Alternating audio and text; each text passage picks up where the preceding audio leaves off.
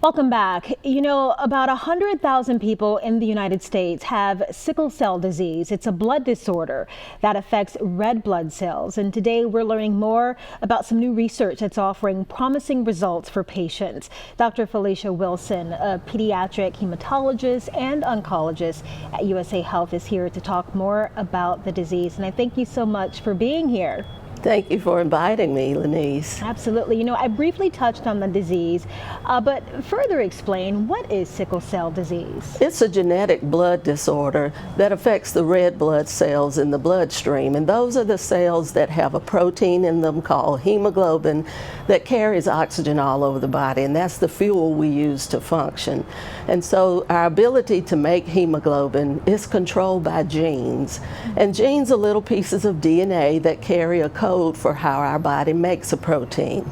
And so sickle cell occurs when there's a change in the hemoglobin gene that makes it create sickle hemoglobin. And what that means is that instead of the red cells being round and flowing freely through the bloodstream, they are stiff and assume a sickle shape or a crescent shape.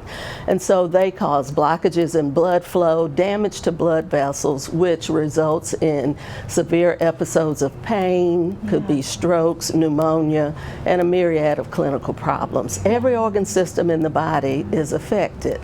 So gene therapy now has created a big buzz around sickle cell because there have been patients in clinical trials who have really shown great promise in curing sickle cell. Before we get further into that, I do want to touch more on the symptoms in case people, don't know, other than that extreme pain, what else should they be looking for?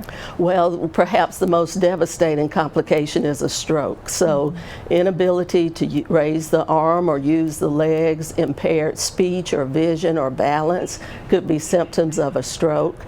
The most common reason for hospitalization is pain, and second is acute chest syndrome, which is a severe form of pneumonia. So it can start off as pain, just like a pain episode, but then develop into severe respiratory symptoms and ultimately respiratory failure. Now, I want to go back to that gene therapy that you were talking about. As you said, this is an inherited blood disorder. So what are we learning from gene therapy in terms of helping those living with the disease? Well, CRISPR-Cas9 has created all the buzz around sickle cell. It is a gene editing technique that allows scientists to take the blood-forming stem cells, the cells that make new red cells, and either modify the sickle gene or to delete it completely or correct it. And so that's a way that we can reverse the sickle cell. And what we're seeing in patients who have undergone gene therapy is that when we draw their blood now, it looks normal. There are no sickle cells there.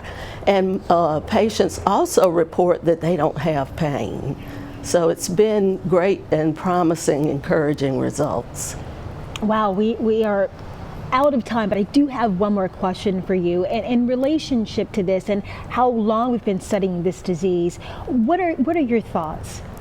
Well, the disease was first published in 1910, and so we are lagging behind. There are only 4 medications that can treat sickle cell outside of opioids for treating pain and antibiotics for infection. So we have really lagged behind. So this is really exciting.